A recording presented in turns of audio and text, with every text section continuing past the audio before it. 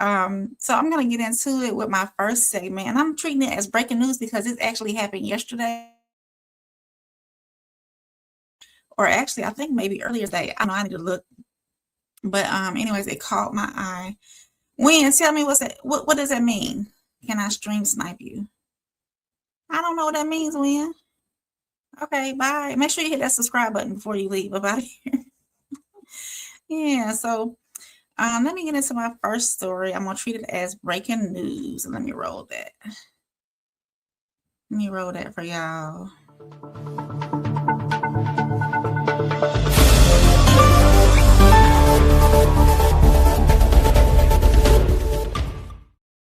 So this is coming out of California. A California hostage siege ends after long hours standoff.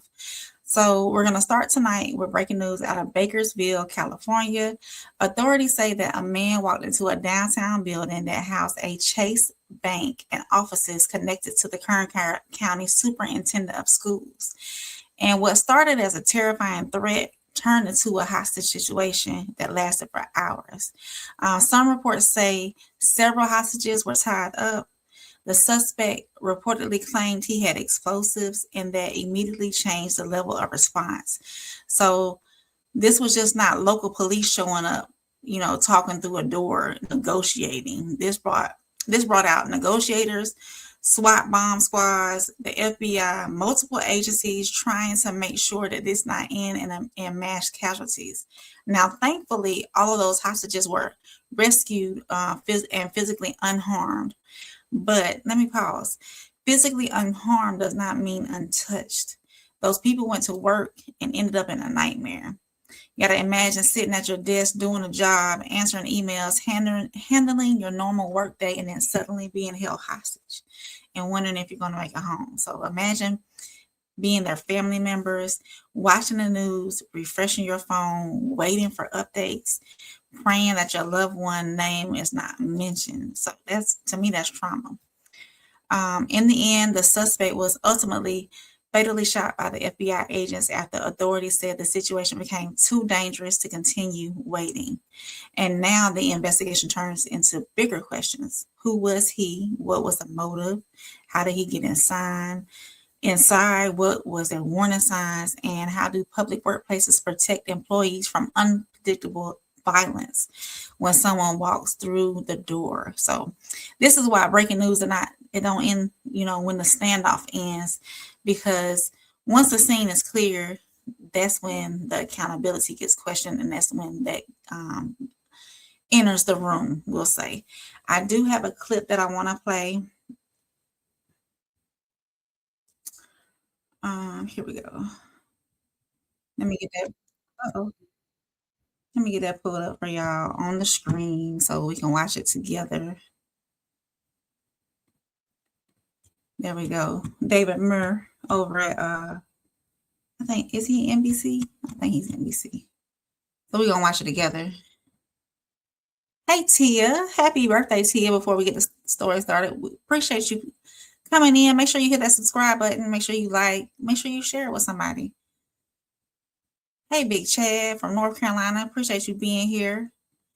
Appreciate you, Chad. So let's listen in and see what David has to say about this hostage situation that happened out in California. Standoff and hostage situation. A suspect with possible explosives barricaded inside a building above a bank in Bakersfield, California, claiming he had attached explosives to some of the hostages inside.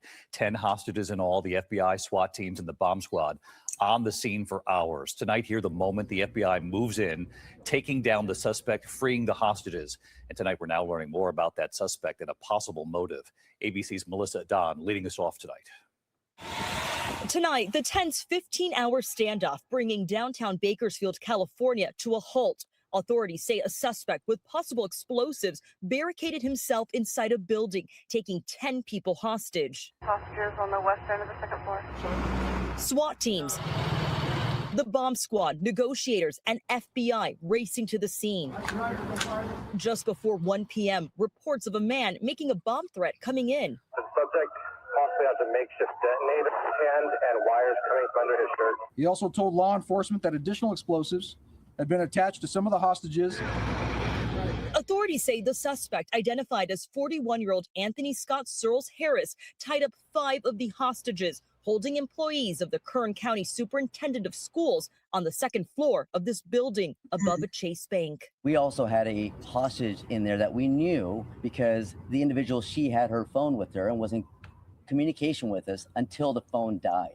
The first hostage released around 4 p.m., the second 4.5 hours later in exchange for food and water. Law enforcement speaking to the suspect through a door, negotiators working through the overnight hours. They have blocks barricaded here as several buildings are still under lockdown. At 4:30 a.m., the hostage team going in, shooting and killing the suspect. The remaining 8 hostages rescued, seen escorted to safety by SWAT agents. Authorities say Searles Harris, a registered sex offender, had an extensive criminal history and was dishonorably discharged from the Army for going AWOL. Police now searching for a motive, but saying they are aware of a YouTube video connected to the suspect where he expressed grievances about a prior conviction. David, authorities confirmed that the suspect had some sort of device on him, but bomb technicians say so far that device was not active. David? Melissa Don has been on the scene for. Yeah. So that was tough. They was out there. They was out there held hostage until like 4:30 in the morning. That's a lot, you know. You think this could have been prevented? Do you think the school system probably had didn't have good security? I don't know. Dang, that was tough. Hey, McKinnon, welcome in. He said, "Oh dang, I just saw the story a few minutes." Yeah, it was tough. They were held hostage to like 4:30 in the morning, and it was like 8 people from the school system. That was tough. Plug says, show love the first lady of the RSC. Drop your raindrops and don't forget to like, comment, and subscribe. I appreciate you, Uncle Plug. And if you are catching this on the rewatch, make sure you leave your comments. I talk back, and make sure you hit that subscribe button and all that good stuff too.